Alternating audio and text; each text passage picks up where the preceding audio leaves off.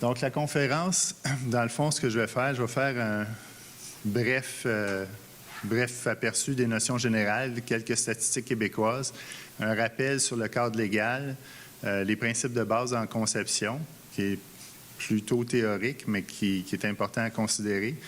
Ensuite, on va parler des atmosphères toxiques et asphyxiantes, des atmosphères inflammables, explosives, les matières écoulement libre, puis j'ai un exemple agricole. Fait que par des formations professionnelles, j'ai beaucoup d'exemples agricoles. C'est souvent des exemples à ne pas suivre. Donc, c'est important, mais en même temps, je sais qu'il y a des entreprises en termes d'énergie verte qui vont utiliser aussi une clientèle agricole. Par exemple, quand on parle des silos à grains, si on fait de l'alcool avec du grain de maïs, bien, les problèmes des agriculteurs, on va les retrouver en industrie. Donc, il y a un lien quand même à faire, puis je pense que l'agriculture, c'est un beau laboratoire pour explorer les différents risques, puis en même temps présenter les choses à éviter. Donc, ici, pour la conférence, dans le fond, c'est surtout l'industrie du biogaz, biocarburants granulés qui peuvent être intéressés par les exemples que je vais montrer, mais il y a d'autres types probablement d'espaces clos qu'on va retrouver ailleurs qui peuvent être intéressants à considérer. Fait que dans le fond, en gros, là, c'est les réservoirs, les digesteurs, les cuves, les silos, les trémies. C'est ces groupes d'équipements-là. C'est des équipements qui servent au traitement, souvent au transport, l'entreposage des matières solides, liquides ou gazeuses. Donc, c'est surtout de ceux-là que je vais parler. Donc, en espace clos, ce qu'on a observé avec le temps, c'est que les dangers qu'on retrouve en espace clos sont souvent insoupçonnés par les travailleurs ou les employeurs. Les dommages vont arriver très rapidement avec des conséquences. Souvent, un accident en espace clos se traduit par un décès. On a souvent des victimes multiples, du sauvetage improvisé quand c'est à l'intérieur de l'espace clos. Sinon, si c'est une explosion, on peut avoir des victimes à l'extérieur. Donc, ça, c'est des éléments à considérer. Donc, au niveau des statistiques au Québec, on parle d'une moyenne d'environ 3 décès par année associés aux espaces clos. Ça, c'est selon une étude qui a été faite par l'IRSST. Souvent, des décès multiples, comme je mentionnais, sauvetage improvisé. Donc, 15 des décès, 90 des blessés sont reliés à des tentatives de sauvetage. C'est quand même important. Où ça se passe? Bien, dans le fond, c'est plutôt lors de quelles activités. On voit que c'est des activités déblocage, dépannage, ajustement, réparation, construction, démontage. Donc, c'est des situations inhabituelles. Ce n'est pas des situations routinières. C'est dans ces cas-là que les gens font de l'improvisation. Ils veulent régler le problème rapidement.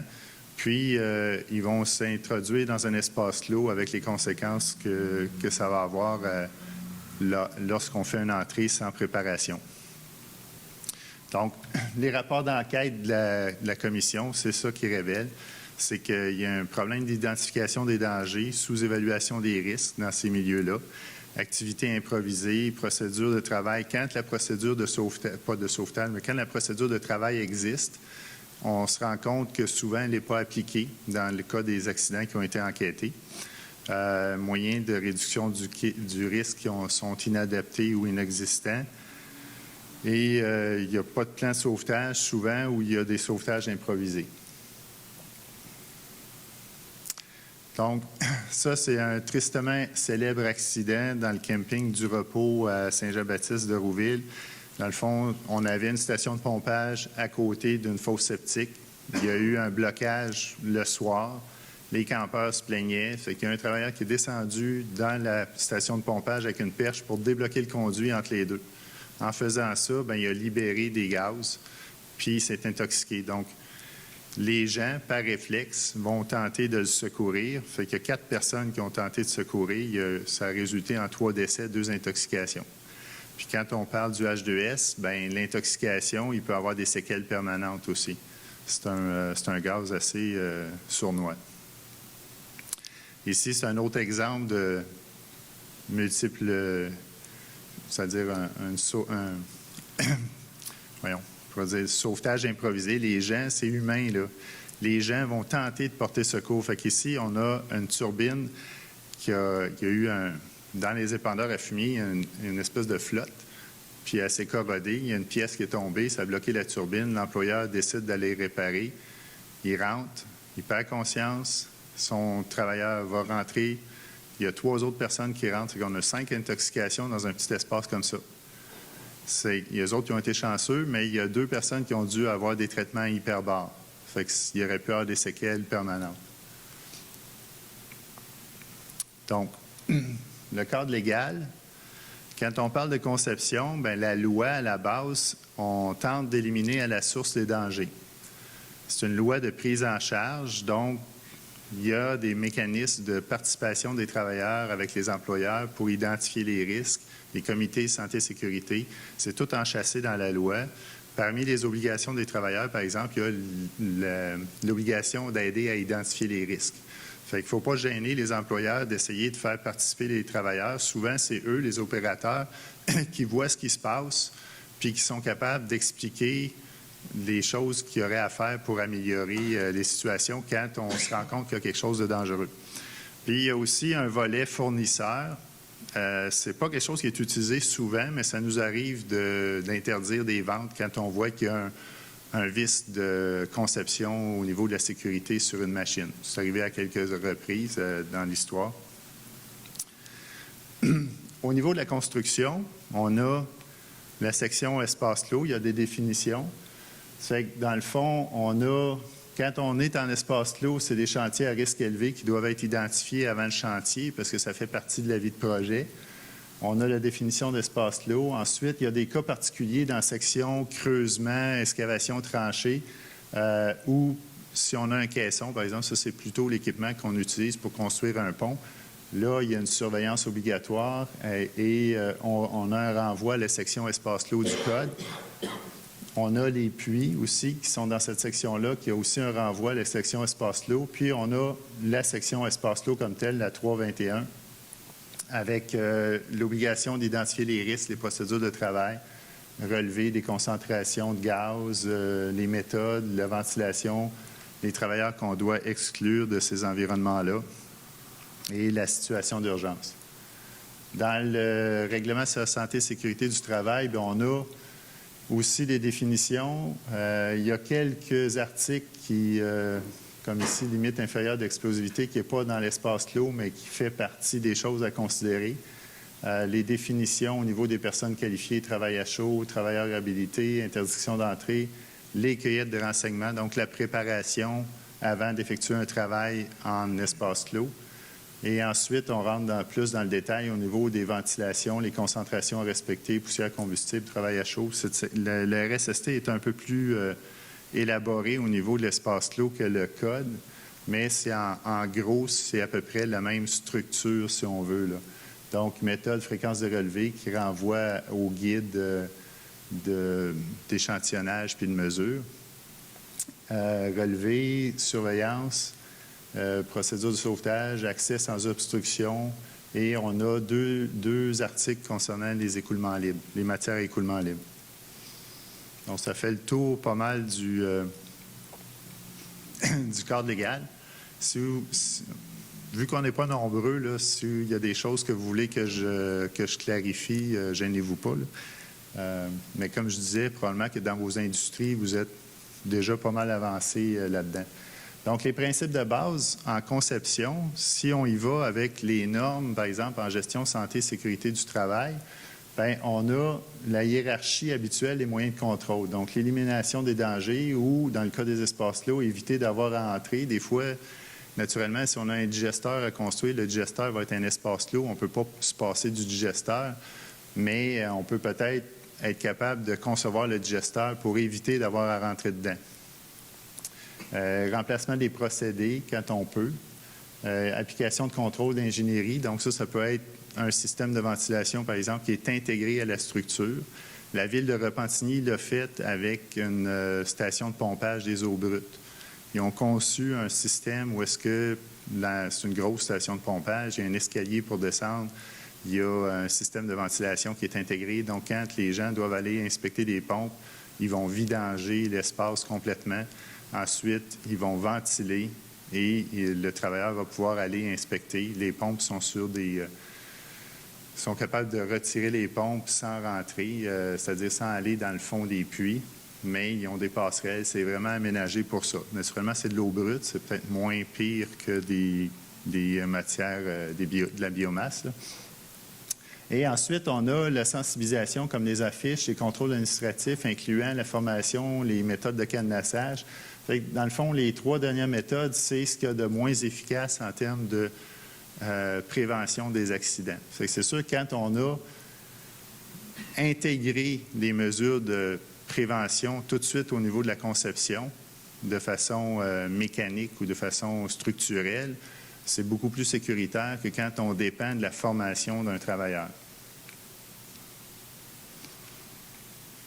Donc, dans le cas des espaces clos, c'est éviter la création d'espaces clos quand on peut. Fait que dans le fond, si on a plusieurs procédés, c'est-à-dire si on a une chaîne de procédés, à travers ce procédé-là, il va y avoir probablement des espaces clos requis en énergie verte, mais il y a peut-être des éléments qui peuvent être différents, qu'on peut concevoir différemment pour réduire le nombre d'espaces clos qu'on a. Identifier les dangers et analyser les risques, ça fait partie aussi. On sait avec quelle matière on travaille, il faut connaître nos matières, il faut savoir c'est quoi les risques qui sont associés à ça, quel genre de tâches on devra faire dans la vie utile du procédé ou des équipements. Donc, il faut identifier les activités d'entretien, surtout celles qui pourraient nécessiter une entrée en espace clos. Élaborer des critères de conception permettant d'éliminer la nécessité d'entrée, réduire la fréquence ou réduire au minimum les risques pour les entrants. Donc, l'aménagement. C'est sûr que si on a des espaces très, très restreints puis que c'est difficile de circuler dedans, mais c'est pas aidant pour les personnes si on doit entrer dans ces espaces-là. Donc, au niveau du choix d'éléments de conception, le choix des matériaux non réactifs, qui nécessitent peu d'entretien. Ça, c'est des choses qui sont citées en exemple, mais chaque industrie, naturellement, doit s'ajuster en fonction des équipements, des moyens qui sont à leur portée. Par exemple, en agroalimentaire, on va avoir des procédés ou aménagements pour intervenir à partir de l'extérieur, donc des procédés de nettoyage en cours de processus ou en place. On n'a pas besoin d'entrer dans l'espace. Il y a des systèmes automatiques pour laver, nettoyer. Les ouvertures prévoient, par exemple, si on a à faire de l'échantillonnage de boue dans le fond du digesteur ou encore de gaz, il faut prévoir la façon qu'on va échantillonner, il faut que ce soit sécuritaire, idéalement à partir de l'extérieur, pour la vidange, le nettoyage, déblocage, des pièces de charpente. Par exemple, au niveau municipal ou dans certaines industries, on le voit, ils ont déjà prévu d'avoir des potences, d'avoir des rails au plafond, des ponts roulants pour être capable de sortir les équipements sans être obligé d'entrer, pour être capable toujours d'intervenir de l'extérieur quand on a des espaces clos. Robotisation ou encore manipulation à distance d'équipement. S'il faut aller inspecter, par exemple, c'est peut-être plus prudent de descendre avec une caméra surchaînée puis d'y aller avec un robot que d'envoyer un travailleur là. Ensuite, les aménagements contrôle de l'atmosphère, c'est assez important. Donc, ça peut être des systèmes de ventilation qui sont déjà intégrés dans la conception ou encore une configuration qui va permettre de faciliter la ventilation si on a à rentrer dedans. Parce que souvent, on voit qu'il y a des difficultés de ventiler ces espaces-là. Donc ça, si on le prévoit au départ pour éviter d'avoir des zones mortes, ça facilite beaucoup le travail par la suite. Les dispositifs d'isolement, naturellement, on doit faire du contrôle d'énergie. Comment est-ce qu'on peut obturer les conduits facilement? Est-ce qu'on peut les cadenasser? Tout ça doit être prévu dès la conception. Puis ensuite, les moyens et accès adéquats et pratiques. Donc, il faut prévoir, s'il faut rentrer dedans, quel genre d'équipement de protection on devra porter. Puis, est-ce que les gens avec ces équipements-là sur le dos sont capables d'entrer? Sont capables de se déplacer facilement. S'il faut qu'ils évacuent en situation d'urgence, comment ils vont le faire, puis par quels moyens on va pouvoir les évacuer. Puis l'éclairage, qui est souvent une lacune, comme je parlais de la station de pompage tout à l'heure de Repentigny, c'est tout éclairé en dedans, là. C'est déjà tout prévu. Je n'ai pas les diapos parce que je n'ai pas les droits d'utiliser ces choses-là, mais sur le site de l'Association sectorielle paritaire des affaires municipales, ils ont des conférences espace clos, dont certaines de la ville de Repentigny. Ils ont fait la même chose pour leur station d'épuration. Ils ont aménagé certains systèmes pour éviter d'avoir à entrer en espace clos. Ça peut être intéressant, c'est des comparables. Ça ne s'applique pas toujours aux différentes situations, mais c'est une façon aussi en conception d'apprivoiser les différentes technologies qui existent puis voir si ça peut être applicable. Donc, ça revient aux connaissances préalables. On a les risques, les moyens propres à l'industrie. Donc, dans vos industries, les industries similaires, les matières, procédés et produits que vous devez connaître, mais que vous savez par association. Par exemple, vous avez l'Association québécoise des producteurs d'énergie verte, mais cette association-là, c'est un milieu d'échange, fait qu'il y a possibilité d'échanger des connaissances au niveau de la gestion des risques, l'identification des risques, les matières, les procédés, pour, avant la conception, au moins prendre connaissance de ça. Les études, rapports d'incidents ou d'accidents, donc les rapports d'enquête de la Commission, ça peut être des rapports d'enquête américains, européens. Il y a beaucoup d'informations qu'on peut aller chercher dans ces documents-là pour aider à prévenir les accidents. Souvent, il y a des recommandations. Donc, les regroupements, est-ce que l'industrie a un code de pratique? Donc, des fois, il n'y a pas de normes qui existent, mais les industries peuvent se donner des codes de pratique. Puis, on suit le code de pratique, puis ça aide à faire la conception sécuritaire. Donc, consulter, participation des travailleurs, opérateurs. Donc, quand on a déjà des installations existantes, avant d'en concevoir une nouvelle ou avant de modifier l'existante, bien, on peut consulter les opérateurs, ces gens-là, puis voir où sont les problèmes, où sont les risques, et essayer de corriger avec eux, trouver des façons de faire qui sont appropriées. Puis souvent, là, je n'ai pas d'exemple ici, mais je sais qu'il y a quelques cas de prix innovation en espace clos à la Commission.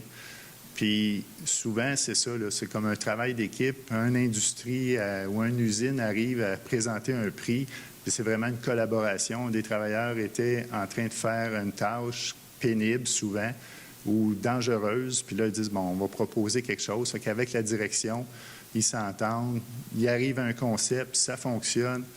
Puis là, bien, on a un concours, puis souvent, les gens vont participer au concours, puis après ça, bien, c'est pas tant pour le prix que la fierté que ces gens-là en éprouvent là, de participer à ces concours-là. Fait que dans le fond, la participation des travailleurs dans ces contextes-là, là, ça facilite. Ils sont toujours prêts à travailler en collaboration quand on va les solliciter. L'industrie avec des matières similaires, les réglementations applicables, naturellement, qu'il faut respecter, les normes, les codes. Donc, on parle de conception parce qu'il peut y avoir des normes de conception sur certains équipements ou procédés. Il peut y avoir des normes de santé-sécurité, sécurité incendie, sauvetage. Il y a des normes dans tous ces domaines-là. Sécurité incendie, sécurité publique, consultation et planification des interventions. J'ai souvent en espace clos, ça c'est une lacune, le côté sauvetage comme tel. Puis les services publics, bien, ils font ce qu'ils peuvent, mais c'est pas ceux qui ont toujours la meilleure formation quand ils l'ont. Puis ils sont aussi soumis à la réglementation santé-sécurité. Fait qu'eux, quand ils arrivent sur des lieux, bien, ils doivent appliquer des procédures. Puis comme souvent, ils ne sont pas familiers avec l'espace, bien, ils ne prennent pas de chance. Ils vont commencer par détecter les gaz. Si c'est explosif, ils n'ont pas le droit de rentrer. Ça fait que là, il y a toutes les étapes qui s'appliquent. Et ici, je peux apporter à votre attention que les principes de conception, ça s'applique tout le temps. De commencer par essayer d'éliminer les risques tout de suite à la conception, mais on a des clientèles à risque. Fait que certaines entreprises peuvent être intéressées de vendre un système de biodigestion à une petite municipalité ou encore en agriculture. C'est des milieux qui sont plus à risque. Pourquoi ils sont plus à risque? Parce qu'ils ont moins de ressources humaines. Quand on a une PME, par exemple un agriculteur, si vous allez installer un biodigesteur sur une ferme agricole, ils ont 2 employés. Même si la ferme est grosse, là, ça peut être 4-5 personnes, gros max, qui vont opérer la ferme. Ils n'ont pas de ressources santé-sécurité. Fait que ces gens-là, comme les petites municipalités, certaines vont avoir un inspecteur qui fait tout. Il ne fera pas de santé-sécurité. Lui, il faut que les systèmes de sécurité soient intégrés tout de suite à la conception parce que ces gens-là sont davantage exposés. Ils vont dire, j'ai acheté un système, il est flambant neuf, il n'y a pas de danger. Erreur, il y a des dangers s'il est mal conçu. Puis on le voit souvent avec des machines. Les gens pensent qu'ils ont acheté la Cadillac, mais finalement, puis la réglementation étant ainsi faite, c'est qu'une fois qu'eux ont acheté, comme employeurs, ils sont les premiers responsables de la santé et sécurité. Donc, ils se retrouvent avec les problèmes, puis des fois, c'est juste des erreurs de conception. Donc, on a, dans ces cas-là, à prioriser encore, à mettre plus d'emphase sur l'élimination du danger à la source ou les conceptions qui ne nécessitent pas d'entrée. Ça, c'est un exemple agricole. Comme je vous l'ai dit, je suis ingénieur agricole, fait que j'ai une certaine déformation professionnelle. On a eu un accident cet automne à Saint-Valérien-de-Milton. Il y a 2 travailleurs, un employeur puis son jeune travailleur qui sont décédés dans une préfosse à Lisieux. C'est une station de pompage pour Lisieux. Fait que la préfosse est ici en dessous. Ça, c'est l'accès. Les pompiers, quand ils sont arrivés pour aller chercher les gens, ils ont été obligés de commencer par enlever la pompe. Ça ne passait pas avec les équipements de respiration, les protecteurs, les équipements de protection respiratoire. Donc, ça, c'est un élément de conception qui est important. S'il faut rentrer, bien, un espace, une ouverture comme ça, en prévision d'un sauvetage, c'est inapproprié, là. Même, il n'aurait probablement pas pu, avec la pompe en place, avoir un système avec harnais puis enrouleur-dérouleur, là. Il fallait puis, dans le fond, il allait réparer un bris dans le fond de la préfosse.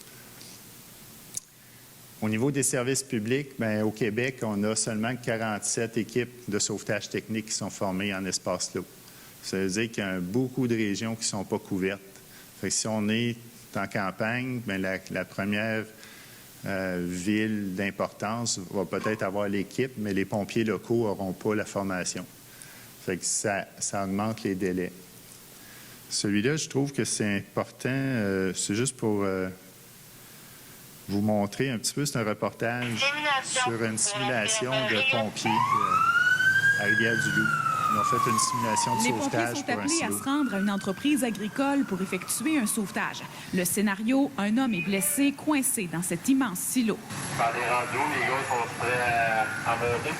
En arrivant sur place, un éclaireur doit rapidement monter dans l'échelle. Ce pompier doit évaluer la situation et l'état de la victime. Monsieur, m'entendez-vous? Présentement, ils sont en train de choisir une stratégie pour faire l'ascension et être capable d'avoir accès à la victime. La présence de gaz doit aussi être détectée. Il est fréquent d'en retrouver dans un espace clos comme celui-ci, ce qui peut affecter les facultés autant des victimes que des pompiers. Les sauveteurs vont d'ailleurs porter leur masque à oxygène tout au long de l'opération. Dans les silos comme ça, c'est les gaz de fermentation. Il peut y avoir du dioxyde de carbone, du dioxyde d'azote. Pendant ce temps, les hommes araignées commencent à grimper par l'intérieur. C'est sûr qu'il y a un niveau d'adrénaline parce qu'il faut agir vite, il faut agir comme rapidement, sécuritairement et efficacement. L'homme est stabilisé et reçoit les premiers soins avant d'être évacué et confié aux paramédics. On a les sauveteurs qui sont en haut qui travaillent auprès de la victime. Mais c'est ça, c'est un travail d'équipe, tout le monde met la main à la pâte, puis si on n'était pas une équipe, ça ne marcherait pas. Il faut en moyenne 2 heures pour effectuer un tel sauvetage. C'est la première fois qu'on fait une simulation de cette ampleur-là en espace clos. Un exercice concret qui fait même réfléchir l'agriculteur sur les risques du métier. Oui, c'est réaliste, quand même. Ouais, un peu trop. Un peu trop. Les pompiers de Rivière-du-Loup sont formés depuis 2011 pour effectuer des sauvetages en espace clos. Catherine Pellerin, à Rivière-du-Loup. Donc, ça illustre, là, on parle de 2 heures dans ce cas-là pour faire l'intervention complète. Monsieur Demers, qui est chef pompier à Saint-Hyacinthe, avait 2 critiques par rapport à cette vidéo-là. 1, la victime est assez souple. Ils ont réussi à la passer par la chute du silo, ce qui est probablement dans une situation réelle. Peut-être qu'il aurait été obligé de la passer par le toit. Puis l'autre chose, c'est qu'au niveau des premiers entrants, bien, ils n'ont pas mis de masque à air pour protéger la victime. Parce que là, on parle d'une intoxication. Fait qu'avant de la mettre sur la civière, bien, peut-être la première chose, c'est de l'isoler de l'environnement en y mettant un masque à oxygène là, pour la protéger. Mais ça illustre que c'est long. L'IRSST a fait une étude, puis ils sont allés dans différentes industries. Puis ces délais-là, c'est à peu près l'ordre de grandeur des délais quand on fait affaire avec les services publics. Puis si, dépendant des gaz ou des situations, bien, habituellement, c'est une question de minutes, là. Donc, il faut vraiment avoir on ne peut pas compter sur ces sauveteurs-là pour avoir une situation efficace. Donc, ça fait partie aussi de la conception.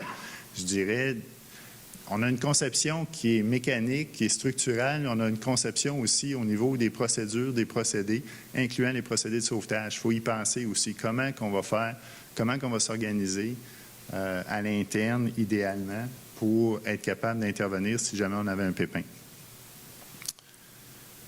Donc, on arrive aux atmosphères toxiques ou asphyxiantes. Là, je me suis concentré sur les principaux gaz qu'on va retrouver, oui, dans les lisiers, fumier de ferme, mais aussi au niveau de la biomasse.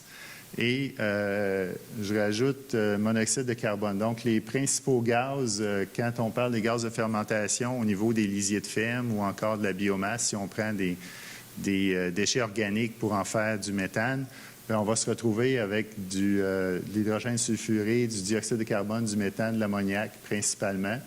Puis, dans certains cas, on peut avoir du monoxyde de carbone, mais c'est surtout au niveau des feux couvents. J'en parlerai un peu plus tard. Donc, ça, c'est quand vous allez consulter le répertoire toxicologique, c'est le genre d'informations que vous allez avoir sur ces gaz-là. Fait que vous avez la situation d'IVS, immédiatement dangereux pour la vie. Ça, c'est la valeur cible à ne pas dépasser. Mais quand on parle d'espace clos, souvent les alarmes sur les détecteurs vont être installées à partir de la valeur de la VEMP, là, la valeur d'exposition moyenne pondérée, qui est la valeur pour une exposition de 8 heures. Fait que si on parle d'hydrogène sulfuré, la première alarme sur le détecteur va être à 10 ppm. C'est qu'on voit qu'il y a quand même une grande plage. Et c'est ça. Donc, c'est des informations techniques qu'on peut avoir sur les gaz. Donc, l'hydrogène sulfuré, on va en parler un petit peu plus. C'est souvent les intoxications graves quand on parle de biomasse, lisier. Les gens qui sont exposés, ça agit sur le système nerveux central. Comme je mentionné un peu plus tôt, on peut avoir des séquelles permanentes suite à une intoxication. Naturellement, les symptômes vont varier selon les concentrations. Et il y a un phénomène aussi, c'est qu'on peut avoir une perte subite de conscience qui est appelée coup de plomb. Donc, la personne n'a pas le temps de réagir, va simplement perdre conscience. Donc, c'est difficile d'évacuer dans ces conditions-là. Je vais juste tasser le... Donc, à 1000 ppm, c'est un décès en quelques minutes. À partir de 500, certains auteurs vont dire 1 à 2, 3 inspirations, c'est suffisant pour perdre conscience. Naturellement, si on perd conscience en espace clos, on est dans le trouble parce que le temps que quelqu'un intervienne, nous trouve, si on n'est pas organisé, bien, c'est souvent un décès rapide. En France, on parle d'une possible perte de conscience à partir de 100 ppm pour peut-être certaines personnes ou certaines situations. Et les symptômes sont possiblement plus rapides avec déficience d'oxygène et concentration élevée de gaz carbonique. Ce qu'il faut comprendre, c'est que souvent dans la littérature, on va traiter d'un seul gaz à la fois. Mais la réalité, c'est pas ça. La réalité, c'est un cocktail. On a soit pas beaucoup d'oxygène, du H2S, du gaz carbonique, du méthane. Tout ça est produit en même temps dans l'espace clos. Donc, souvent, le H2S est identifié comme le tueur, mais il y a d'autres effets. C'est difficile à dire de quelle façon, s'il y a une synergie entre ces gaz-là, parce qu'au niveau toxicologique, ce n'est pas démontré, mais on peut s'attendre à ce que les effets soient accentués. Dioxyde de carbone, bon, c'est le même que dans les boissons gazeuses. Vous comprendrez un peu plus tard, c'est parce que j'utilise des éléments de conférence aussi pour les producteurs agricoles, fait que j'essaye de rendre ça un peu plus clair. La concentration normale, c'est 300 ppm dans l'air. Ce n'est pas un asphyxiant simple, contrairement à ce que les gens pensent. Le CO2, il y a des effets toxiques à partir de 1000 ppm. Par exemple, si on était dans un local ici où est-ce qu'on avait une mauvaise ventilation, bien, à la longue, on pourrait s'attendre à des troubles de concentration asthme parce que à partir de 1000 ppm. Donc, les effets toxiques apparaissent à des concentrations bien inférieures à la valeur asphyxiante. Donc, ça, c'est quand on parle de déplacement de l'air, bien, c'est 70 000 ppm de CO2 que ça prend. C'est que la lampe du détecteur va partir, là, si on dit notre détecteur, la cellule d'oxygène, on a fixé la lame à la valeur la plus basse réglementaire, c'est 19,5, bien, c'est à 70 000 ppm de CO2 que cette alarme-là va être déclenchée. Mais à partir de 30 000, on a une respiration 2 fois plus rapide. Donc, déjà à 10 000, là, il y a une augmentation de la vitesse de respiration. C'est que le CO2 agit sur les centres respiratoires. C'est que quand on a, bien, quand il y a des accidents, par exemple, en apnée, c'est souvent causé par le CO2. Le CO2 va déclencher une perte de conscience pour forcer la personne à respirer. Si ça se passe en dessous de l'eau, bien, on se noie. Fait que c'est le même principe qui peut expliquer aussi ces augmentations de respiration-là. C'est que le corps essaye de se défendre en allant chercher l'oxygène qui manque. Le méthane, donc méthane, lui, c'est un asphyxiant simple qui n'est pas toxique, mais c'est ça, il y a la limite inférieure d'explosivité qui est à 50 000 ppm. Mais on n'a pas le droit d'entrer dans un espace clos si la LIE est à 10, la concentration est à 10 de la LIE. Donc, ça veut dire 5 000 ppm. Puis, un peu comme le gaz carbonique, ça prend 7 pour dire qu'on a un déplacement d'oxygène au sens de je dirais, la valeur minimale acceptable en oxygène. Pour l'ammoniac, mais c'est le genre de tableau, là, je vous ai mis le tableau complet, là, mais habituellement, on a la valeur d'exposition qui est à 25, fait que l'alarme partirait à 25. Mais ça arrive qu'on dépasse ces valeurs-là dans des situations comme dans des préfosses à lisier, qu'on est au-dessus du 300 ppm. Donc, il y a à considérer la densité relative des gaz. Un petit schéma de fosse à lisier, de préfosse plutôt. Fait que dans le fond, les gaz plus lourds, si on met la densité de l'air à 1, qui est fait que quand on compare les gaz, méthane et ammoniac sont plus légers, ils vont se retrouver en haut, puis le CO2 et le H2S vont se trouver dans le fond.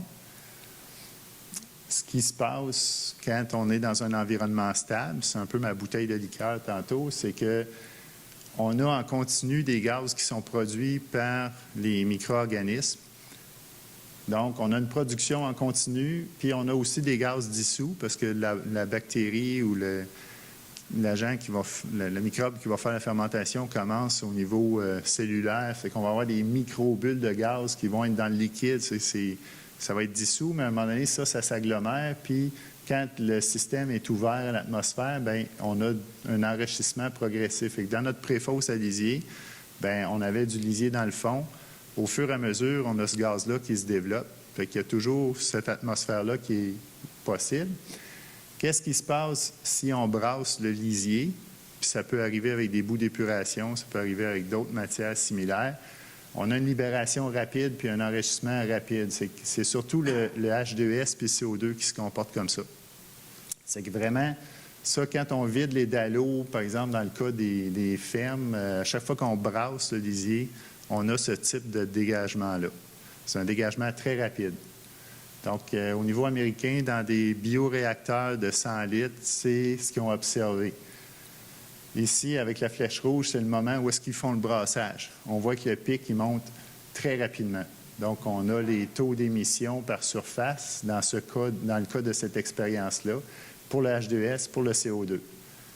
Dans le cas d'une préfosse à lisier, suite à une enquête, c'est ce qu'on a mesuré. On a eu des valeurs. Là, on était dans l'enceinte. Au lieu de parler de taux d'émission, on a mesuré directement les ppm dans l'atmosphère de la préfosse. Donc, ici, on voit, là, on a un vidange de préfosse. Donc, la pompe est partie pour vidanger la préfosse.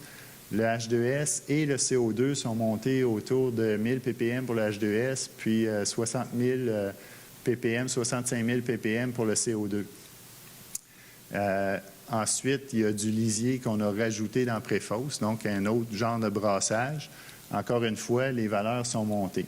Quand on sait qu'à 500 ppm, on a juste à prendre 2 respirations puis on perd conscience, on se rend compte que si on n'a pas obturé les conduits, si on n'a pas empêché un retour de lisier, pendant qu'il y a quelqu'un dans l'espace puis qu'on n'a pas une protection autonome au niveau de la protection respiratoire, bien, la personne n'a pas le temps de sortir, là.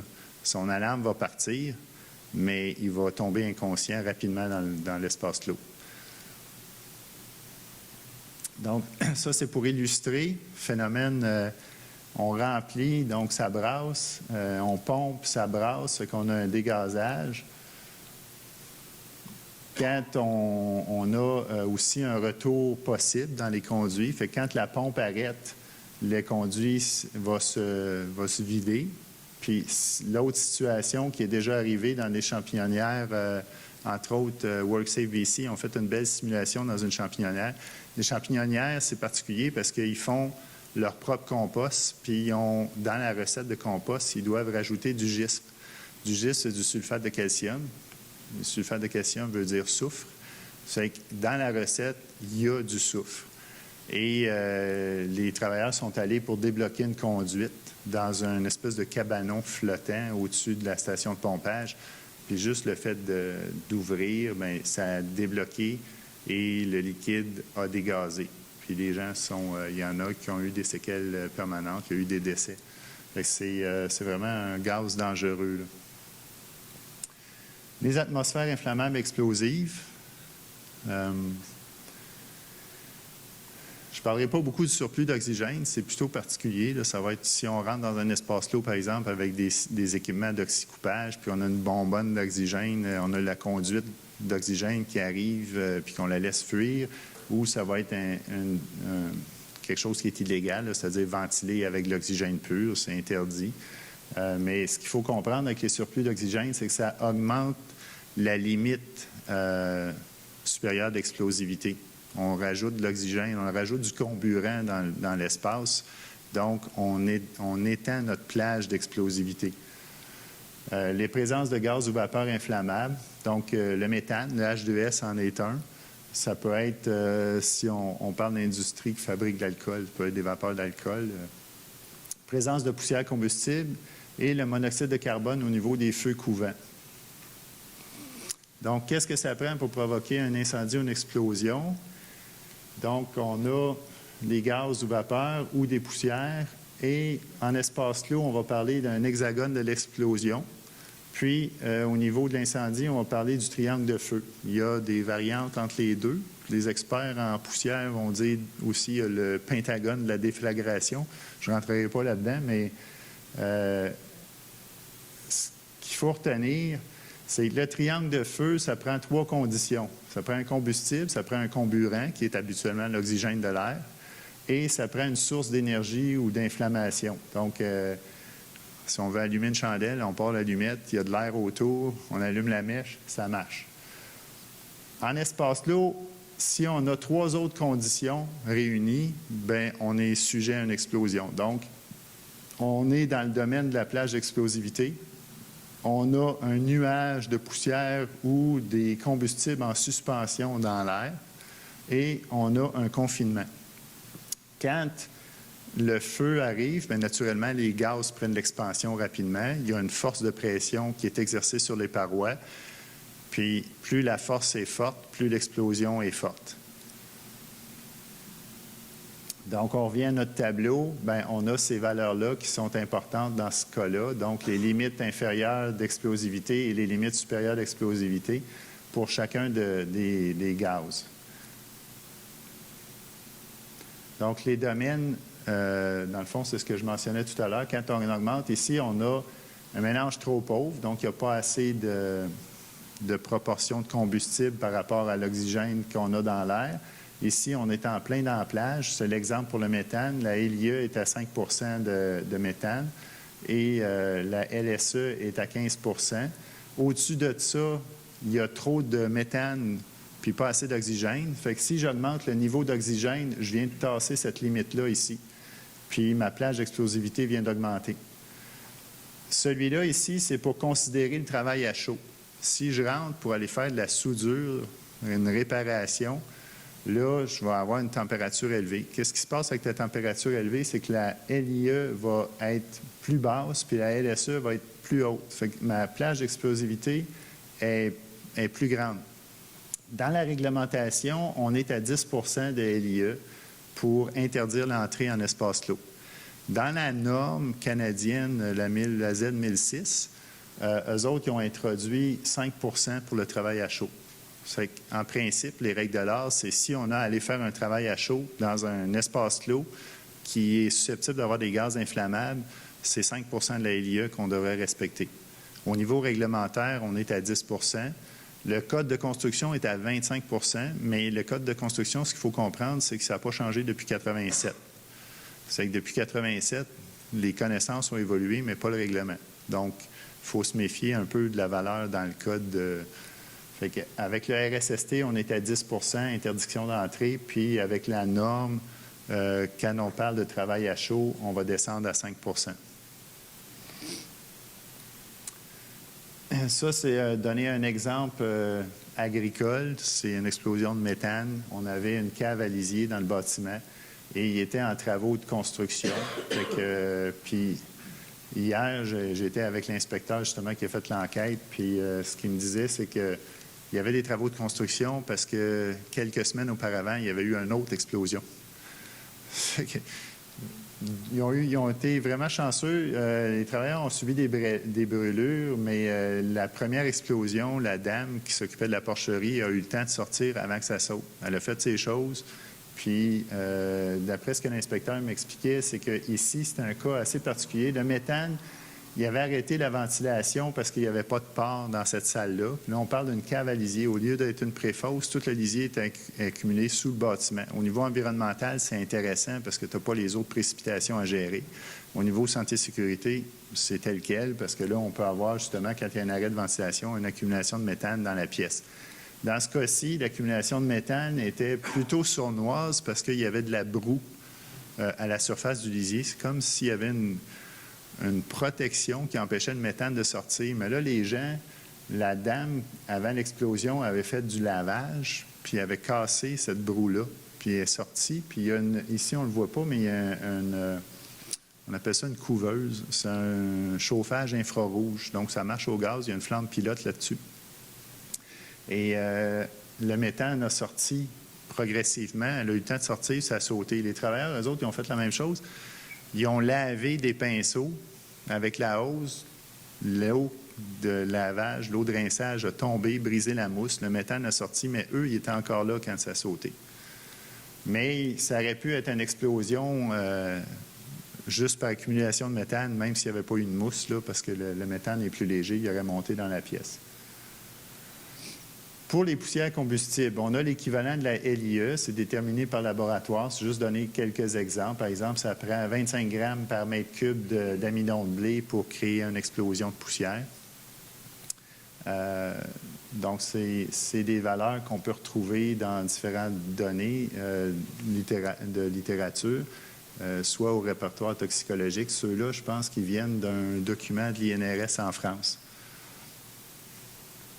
Un incident de dépoussiéreur. Celui-là, quand je dis que les services de pompiers, c'est important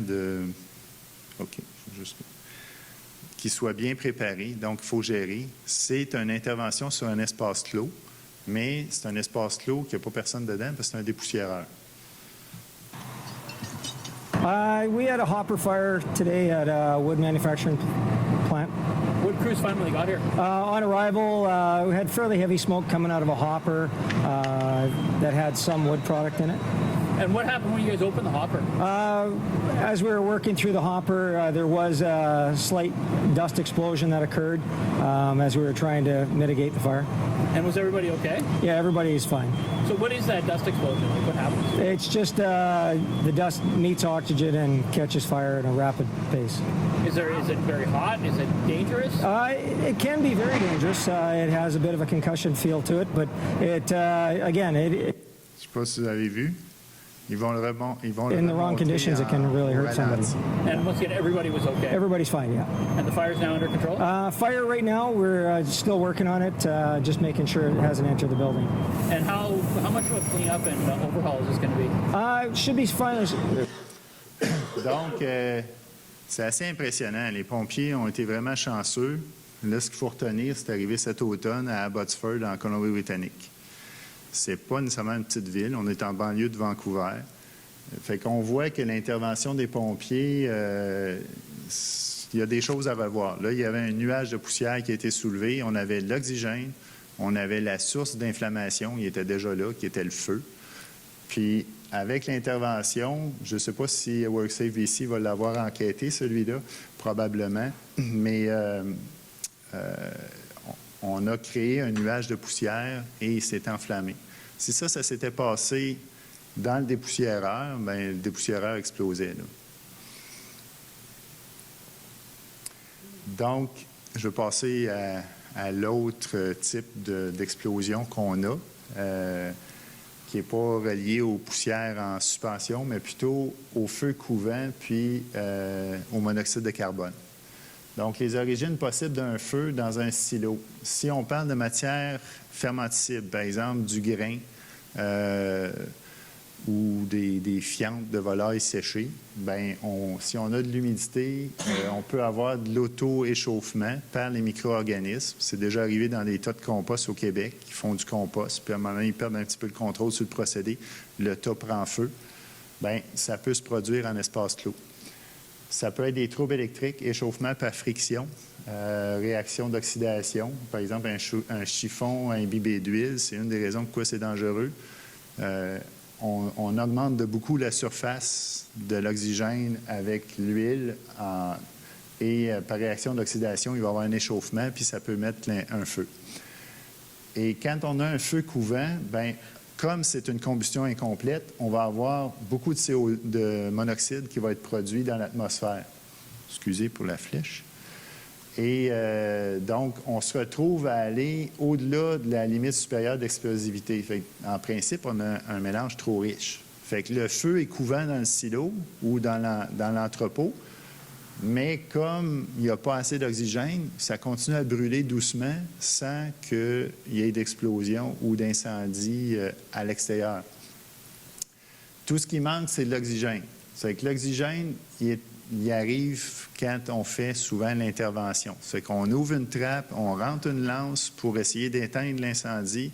Ce faisant, avec le jet, on introduit de l'oxygène. Fait que là, on vient de rajouter notre comburant.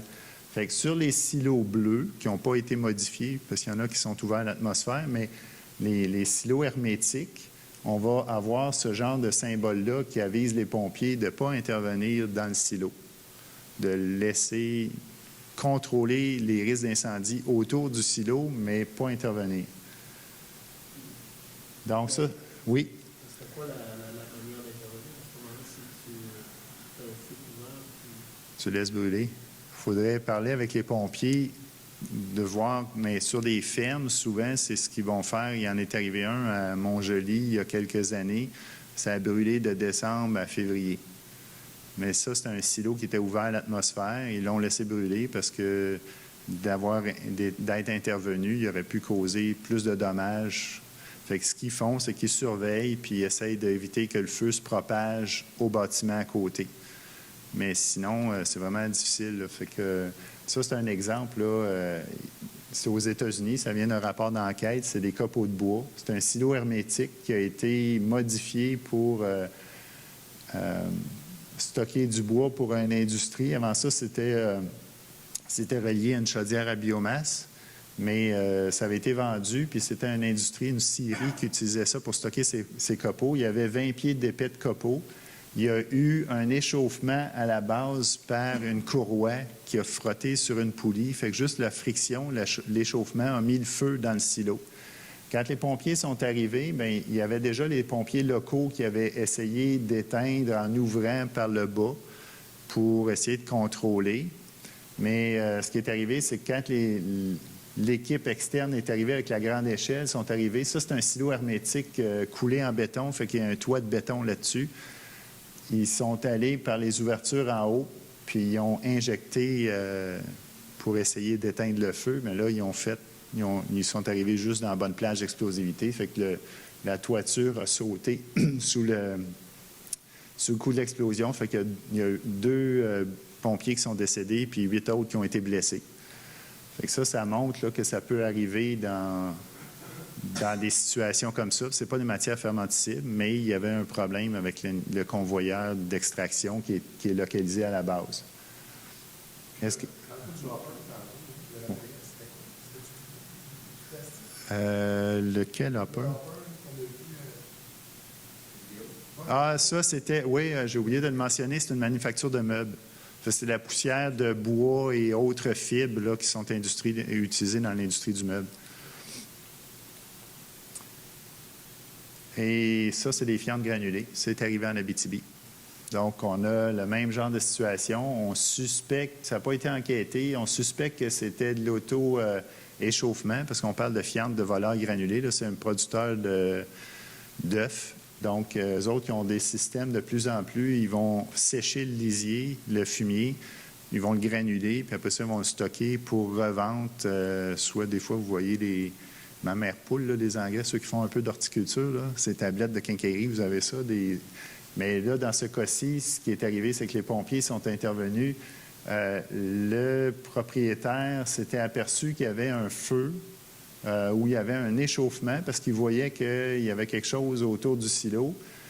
Il a parti le ventilateur, parce que ça, c'est des silos à grains. Les silos à grains sont équipés pour être ventilés. Fait qu'il a parti le ventilateur pour essayer de refroidir son silo. Fait qu'il a attisé le feu.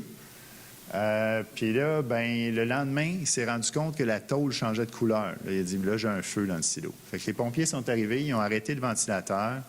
Puis leur intervention a été de monter, de mettre une première lance par une ouverture. Fait qu'ils ont tenté de fermer, de couper l'oxygène au feu en mettant de la mousse au-dessus de la masse. Puis quand ils sont venus pour installer une deuxième lance, il y a eu l'explosion. Il y a un pompier qui a tombé, il a fait une chute de peut-être de 25 pieds. Fait qu'ils ont été chanceux, ces 2 pompiers blessés, parce qu'il y avait quelqu'un au pied de l'échelle qui a été blessé également. Mais ça aurait pu être beaucoup plus dramatique, là. Donc ça, c'est pour expliquer là, que le monoxyde de carbone en espace clos d'un feu couvant, on a ce risque-là. Puis là, on ne parle pas d'entrer en espace clos, là. On parle d'un problème d'espace clos qui nous saute à la figure. Les matières à écoulement libre, donc on peut les retrouver, par exemple, au niveau des grains de maïs. On parle d'industrie d'alcool. Fabrication d'alcool, ça va être le même problème que chez les agriculteurs, mais on pourrait retrouver ces problèmes-là aussi au niveau des granules de bois. Donc, les principaux risques au niveau des silos à grains, c'est des risques d'ensevelissement. Donc, quand les matières sont en mouvement ou quand il y a des masses agglomérées. On a aussi des autres risques à considérer, chute de hauteur, inhalation de poussière, les risques d'attement, les vis, parce que dans le fond des silos, il y a des vis balais ou des vis de plancher pour extraire le grain. Les autres risques machines, les risques structuraux si on a une dégradation du silo. Puis les risques d'incendie, feu couvant, explosion, j'en ai parlé précédemment. Donc, qu'est-ce qui se passe au niveau de l'ensevelissement? Bien, quand les matières sont en écoulement, ça va entraîner les personnes en profondeur dans le grain ou dans les granules de bois, ou c'est déjà arrivé, on a une collègue qui a enquêté sur un silo de copeaux de bois qui est arrivé à une situation similaire. On a glissement par la masse. Donc, si on a une pente dans le silo, on peut avoir un glissement un peu comme une avalanche. Puis là, ça peut ensevelir la personne ou encore ça peut bloquer l'issue. Donc, puis c'est un phénomène très rapide, là. Quand on a sur un silo une vis de 8 à 10 pouces pour extraire, on parle de moins de 10 secondes souvent pour ensevelir la personne. Et démonstration américaine.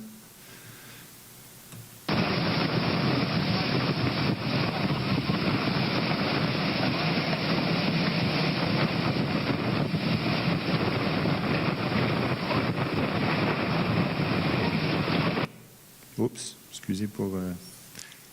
je vais revenir... Donc, vous voyez, c'est très rapide, c'est 10 secondes. Là, c'est un semi-remorque avec des trémies en dessous. On ouvre la trappe, le mannequin descend, 10 secondes. La même chose se produit dans un silo.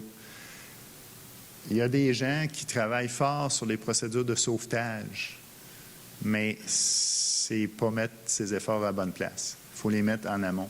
Parce que 10 secondes, on est en dessous, 1 minute, on a suffoqué, puis c'est fini, là.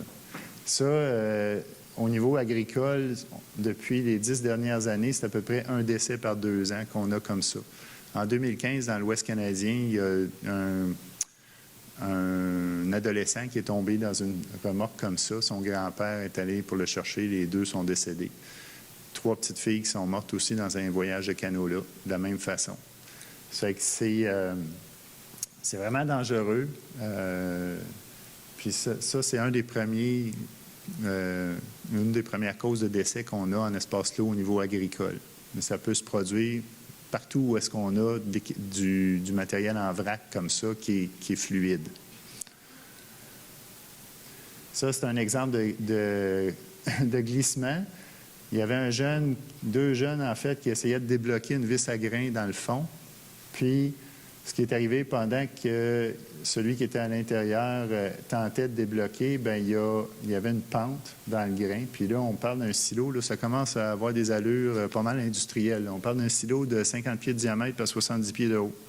Fait que le jeune était proche du fond. Puis, il y a eu un glissement, fait qu'il a été enseveli. Fait que là, le temps que les pompiers viennent pour essayer d'intervenir, ils ne peuvent pas faire une seule ouverture.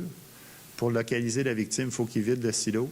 Puis là, pour vider le silo, bien, comme c'est de la tôle, il faut ouvrir le plus égal possible tout le tour. Puis habituellement, là, ils ont fait des trous carrés, mais la méthode habituelle, c'est qu'ils font une espèce d'incision en V un peu partout. Puis après ça, ils vont l'ouvrir, puis ils vont pouvoir s'en servir comme valve. Ils vont refermer. Fait qu'ils ne font pas une incision comme ça habituellement pour les procédures. Là, si on se fie sur ce qui est préconisé aux États-Unis puis dans les manuels de sauvetage, c'est vraiment des incisions en V, mais pas coupées complètement.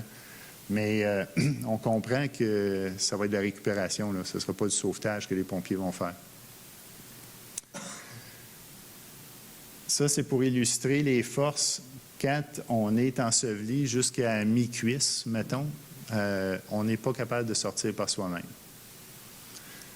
Donc, dans la réglementation, on va dire, en situation d'entrée en silo à grains, par exemple, il faut que la personne soit attachée à un harnais avec une corde d'assurance la plus courte possible, qui est attachée à l'extérieur.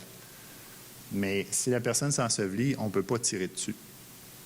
Parce qu'on a des forces quand même assez impressionnantes. Là, déjà, rendu à la taille, là, on parle d'une force de 300 livres pour être capable de sortir la personne. Fait qu'on comprend que c'est vraiment difficile. Il y a des techniques pour secourir les personnes. Habituellement, ce qu'ils font, c'est qu'ils vont mettre des panneaux tout le tour. Souvent, il y a des panneaux, je dirais, préformés qui viennent s'assembler. Fait qu'ils installent un genre de tube autour de la personne. Puis là, ils vont prendre une vis à grain, une mini-vis à grain à batterie avec une perceuse à batterie ou encore un gros shop-vac. Puis ils vont retirer le grain, descendre le tuyau au fur et à mesure. Puis ils vont finir par être capables d'évacuer la personne. Mais ça suppose que la personne est restée visible. Il y a quelqu'un qui a eu la présence d'esprit hyper rapide de peser sur le bouton pour arrêter l'écoulement.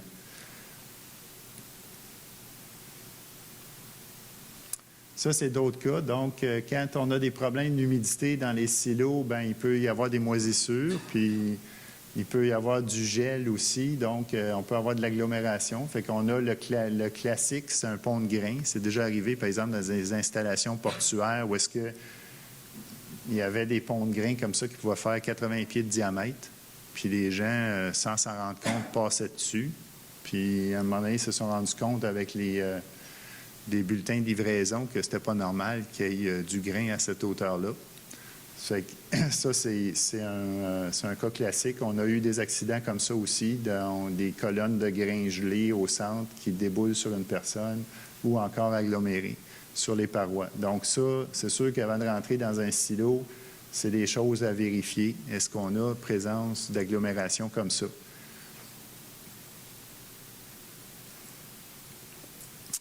Donc, pour terminer, c'est plus un exemple pour une PME agricole, des éléments de procédure dans le cadre d'une station de pompage qu'on appelle communément une préfosse. préfausse à lisier. Donc, on parle des principaux gaz, H2S, CO2, méthane. Donc, les risques qu'on va avoir, c'est surtout des risques d'intoxication, d'asphyxie. On a le risque de noyade aussi, parce que souvent, il reste du lisier dans le fond. Si la personne perd conscience, elle peut se noyer. On a un risque d'incendie, explosion, chute de hauteur, chute d'objets, happement à cause de la pompe, des risques électriques, des risques biologiques. Donc, dans le fond, on essaie d'amener les gens à planifier en fonction des différents risques qu'ils peuvent retrouver. Donc, c'est sûr que le message qu'on veut passer aux agriculteurs, c'est vous ne faites pas ça souvent, vous n'êtes pas formés, vous y allez une fois par année ou une fois par 2 ans. C'est là qu'il arrive des accidents parce qu'ils improvisent, ils ne sont pas préparés. Donc, on leur dit, rentrez pas, mettez des affiches, installez des garde-corps, des couvercles verrouillables, ventilation continue, parce qu'ils ont aussi des problèmes de ventilation dans les locaux. Le gaz émane, puis des fois, le gars, il dit, bien là, mon détecteur est parti, j'ai mesuré 100 ppm, mais il faut que je traverse la pièce pour aller peser sur le bouton pour arrêter la pompe. Là, tu te dis, bien, c'est parce que tu as un problème de ventilation, tu as un problème de conception. Ta pompe, tu pourrais changer le bouton de place puis le mettre sur le mur extérieur. Tu pourrais avoir un détecteur avec une lecture externe du local. Dans certaines stations d'épuration, c'est ce qu'on voit comme aménagement. On va dire, bon, s'il y a un risque d'H2S, les gens sont avisés, les travailleurs sont formés, mais il y a des procédures avant d'entrer dans le local qui permettent de vérifier. Naturellement, ça prend des équipements antidéflagrants. Si on a des ventilateurs, l'éclairage dans ces pièces-là ou juste les fixtures électriques, les équipements électriques. Et on leur dit, bien, essayez de prévoir tous les équipements possibles pour éviter d'avoir à rentrer. Donc, les pompes attachées sur des treuils, sur des rails, les ouvertures, des clean-out pour être capable de débloquer les conduits par l'extérieur. Donc, ça, c'est des exemples de configuration. Ça, celui-là, ça, c'est une préfausse avec un canon. Ils sont plus ouvertes, mais il y a un brassage. Ce qu'il faut comprendre, c'est que le lisier, ça sédimente très vite, fait qu'ils ont souvent un problème de pompage. Fait qu'il y a des concepteurs qui ont imaginé un système comme ça avec un brassage. Naturellement, quand ça brasse, bien, il y a pas mal de gaz qui peuvent évacuer dans la pièce. Comme dans le cas d'accident cet automne à Saint-Valérien, c'était plutôt un système dans ce style-là, une pompe à colonne avec une petite ouverture, puis la pompe était sur rail, mais ici, entre le mur puis le support de pompe, on a un petit collet. Puis c'est ce collet-là que l'agriculteur allait remplacer. Fait que ça, c'est une conception qui fait qu'à un moment donné, je vais avoir à rentrer dans... Il reste combien? 2 minutes? Wow! J'ai pris tout le temps. Non, on a commencé un peu plus tard aussi. Mais ça, c'est un problème de conception qui fait qu'éventuellement, on va avoir à rentrer. Fait que ça, c'est à revoir éventuellement pour dire, bien, ce genre de design-là, il faudrait l'éviter si je veux jamais être obligé de rentrer dans la préfausse. Donc, si c'est vraiment indispensable, bien là, c'est toute la procédure d'entrée en espace clos. Fait que par une personne qualifiée, identification des risques, les méthodes de travail. Donc, qu'est-ce que ça prend avant de rentrer, préparer l'espace, s'il faut que je vidange. Si, par exemple, c'est un contenant, mettons une citerne vidant d'alcool, bien, c'est sûr que je vais avoir un nettoyage à faire avant même de penser à la ventilation. Il ne faut pas que j'aille de vapeur. Donc, les équipements, surveillance, mesures d'urgence, formation. Un plan des installations, ça serait très utile pour les équipes de sauvetage. Avant l'entrée, bien, on a prévoir la ventilation. Puis là, on dit enlèvement du lisier, puis ventiler les locaux pendant ça, obturer les conduits d'arrivée de retour, arrêt des équipements présents, cadenassage, ventilation. Donc, on essaye vraiment de faire une procédure, de les inciter s'ils doivent rentrer à s'organiser pour nettoyer l'espace avant, pour simplifier après ça la ventilation puis le contrôle des gaz. Et pendant l'entrée, bien, on parle d'une ventilation continue, des mesures de concentration de gaz. Le harnais, dans ce cas-là, vu que c'est une configuration assez simple, on a une ouverture verticale, on est capable d'installer un trépied ou une potence avec un enrouleur-dérouleur. Fait que le surveillant peut être le premier personne interpellée pour évacuer. Donc, on n'a pas à attendre les secours quand on a ça. Le surveillant peut déjà évacuer son collègue de l'espace, puis après ça, appeler le 911, puis commencer à donner les premiers... Donc, ça, c'est un exemple de configuration qui est tiré du guide de l'APSAM, là, qui est adapté. Donc, on a la ventilation forcée. Avant l'entrée, donc, on va avoir à assainir, retirer tout le lisier, ventiler au moins 10 changements d'air, vérifier la ventilation avec les détecteurs, obturer les conduits. Puis pendant le travail, c'est ce qui est préconisé en Europe, c'est qu'on essaie d'avoir un courant d'air de 0,3 mètres secondes au niveau de la zone respiratoire du travailleur, puis avec un système qui est capable de faire plus que 20 changements d'air à l'heure. S'ils ne sont pas capables de contrôler l'arrivée de lisier, bien là, on vient de rentrer dans ce type d'équipement-là. Fait que ça prend le programme de protection respiratoire, contrôle de qualité d'air, etc. Mais il faut toujours respecter la LIE. Fait que même si j'ai ce type d'équipement-là, je n'ai pas le droit de rentrer si l'atmosphère est inflammable ou explosif. Pour terminer, bien, quelques liens. On a les rapports d'enquête sur le nouveau site Web. Vous pouvez aller cliquer du centre de doc. Vous pouvez aller cliquer sur rapport d'enquête et chercher, par exemple, intoxication ou certains mots-clés. Il y a aussi des liens utiles au niveau de l'IRSST pour les espaces clos, l'APSAM, les autres provinces canadiennes, le WorldSafe BC, les normes, par exemple, les CSA. Les rapports d'enquête aux États-Unis sont disponibles sur le site du Center for Disease Control. En Europe, il y a aussi des sites intéressants au niveau OSHA Europe. Il y a INRS en France, puis HSA qui est notre équivalent en Grande-Bretagne. Et ça, c'est une liste de quelques références là, francophones. Dans le fond, c'est surtout les documents de l'INRS. Donc, il y en a un sur les installations de méthanisation en agriculture qui peut être intéressant. Il y a aussi conception des usines d'épuration des eaux usées résiduaires, donc à l'intention des maîtres d'ouvrage. Donc, il y a des éléments clés là-dedans pour essayer de concevoir sans entrée. Et naturellement, on a des normes. On a la norme de gestion, puis on a une norme NFPA pour Safe Entry. Donc, il y a des exemples de ventilation. La norme 2016, la version française date de novembre. Ce qui est différent avec la version 2010, c'est qu'ils l'ont simplifié au niveau de sa lecture. Ils ont rajouté des exemples au niveau du sauvetage, puis ils ont rajouté des exemples au niveau de la ventilation. Fait que ça peut être intéressant à consulter.